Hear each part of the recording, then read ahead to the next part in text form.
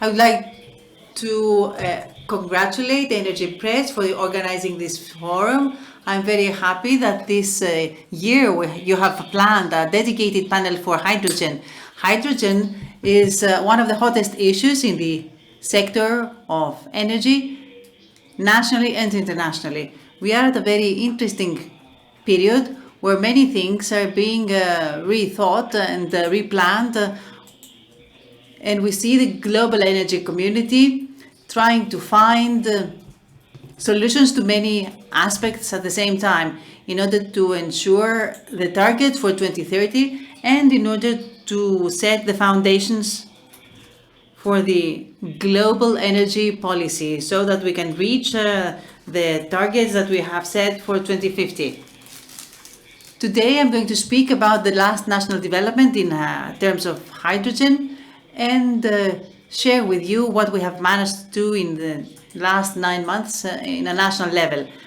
In specific as regards the national hydrogen policy and as regards the development regarding the European projects, the so-called IPCR projects. As you already mentioned, all players have started understanding that hydrogen is not a commodity anymore, but rather an important issue. It is not something that is coming from the future. It has been characterized as the key to any solution or even the holy grail of global energy transition. Why is everyone interested in hydrogen? Because it have all the characteristics that will help the global community go over the current energy challenges and at the same time face climate change problems. In other words,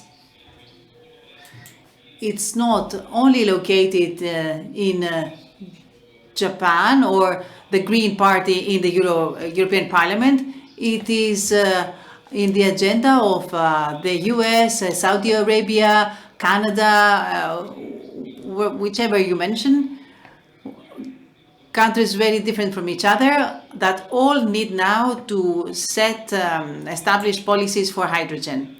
An example would be the first summit of the POE for hydrogen in September, where the first results were presented as for the development of the 111 objective, so that the cost will reach $1 for 1 kilo for 1 year.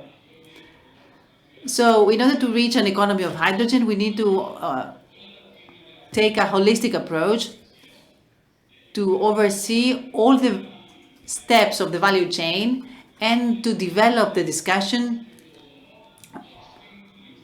in the upstream, midstream and downstream levels.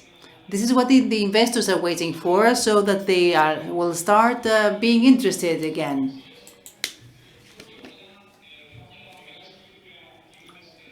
We are not just expecting a large-scale pilot project of demonstration. They are asking for this just because they want to know where the steady inflows will come from in the market, and as a legacy line of thought from the LNG times.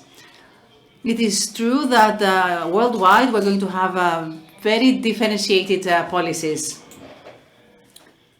As regards Greece,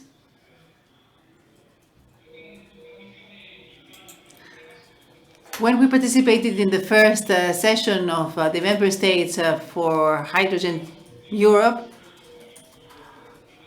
we finished the meeting saying that we have to be very cautious this time, not to lose the train.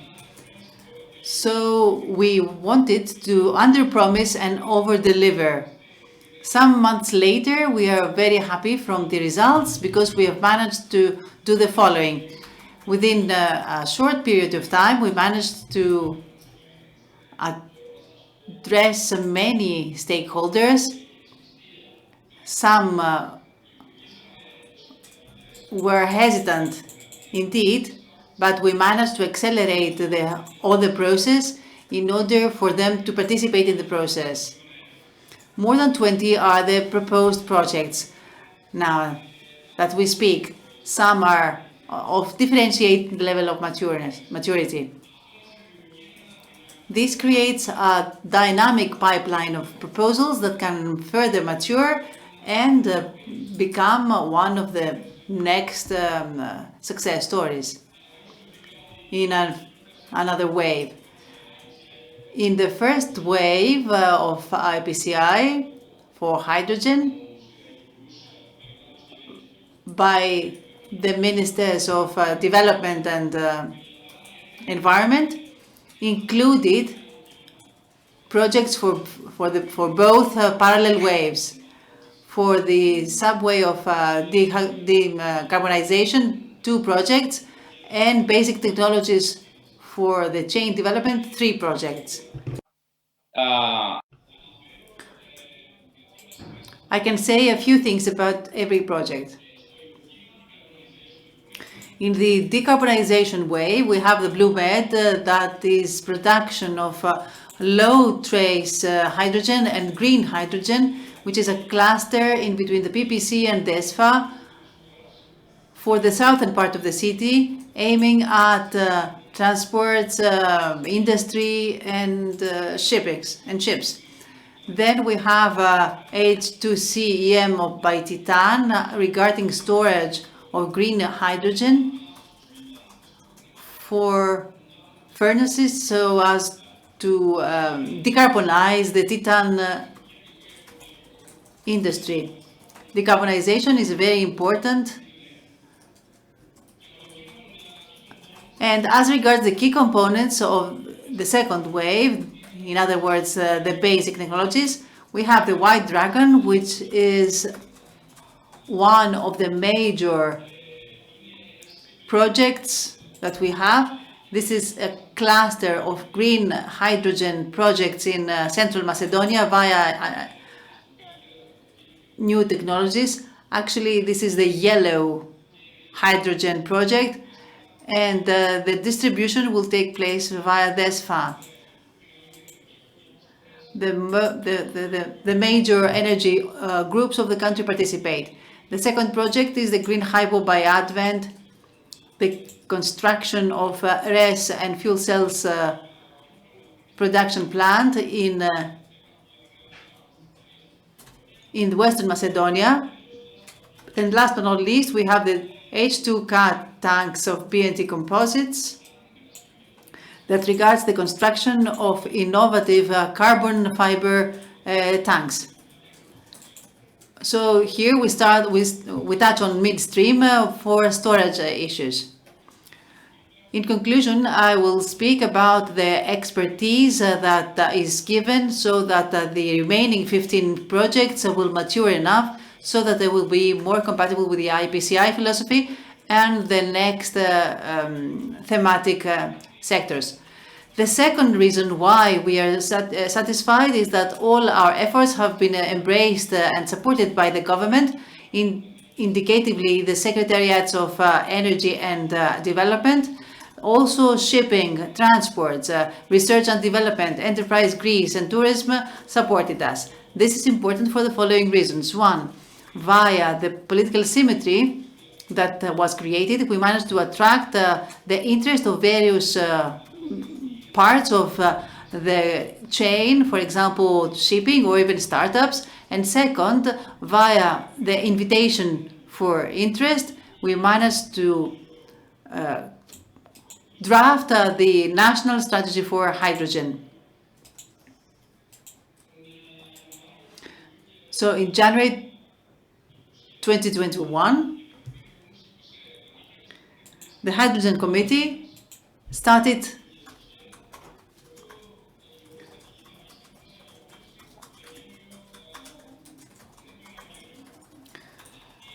negotiating for the strategy that would be announced next December, including a roadmap for the development of a national hydrogen economy to cover all the value chain of hydrogen. In specific, we have intra-sectoral matters within this agenda that influence various sectors at the same time. For example, the roadmap will include minor roadmaps per category. For example, the adoption of various technologies and hydrogen systems. This is a technological approach where we try to see what is best for Greece, always in compliance with the European policies.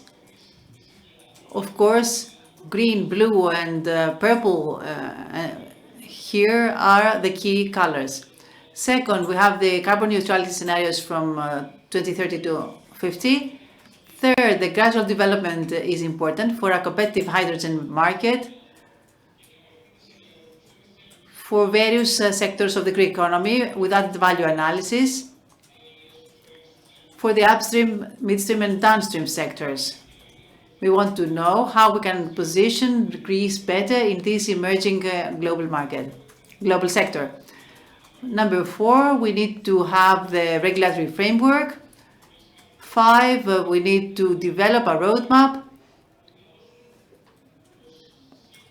with iconic projects that will trigger the development after investments will open up new jobs and new fundings. We also have a lot of projects that cover the whole value chain, from refineries down to trains and buses, ships, ferries, long-haul vessels, and other regional projects like the one in Western Macedonia, as well as the upgrade of the hydrogen-ready highway in Crete. Finally, we have an innovation scheme that will connect startups with the markets in order to accelerate spin-offs of hydrogen. We are happy to have a very good example of a company that started from a lab in Patras that managed to draw 150 millions from venture capitals. And the final step will be a roadmap with specific milestones. In brief, Greece has all the characteristics to become an important hydrogen player in the Mediterranean and Southern Eastern Europe. Portugal is an example for us because it's the same size of a country. It is up to us. If hydrogen is the key to energy transition, it would be good for us to understand our capacities as producers or enablers or exporters, pioneering in all the sectors as a hydrogen startup nation, or with applications in the islands or the harbors or the shipping sector. Beyond the hydrogen as fuel, one should understand that the emerging markets are also here. Thank you very much.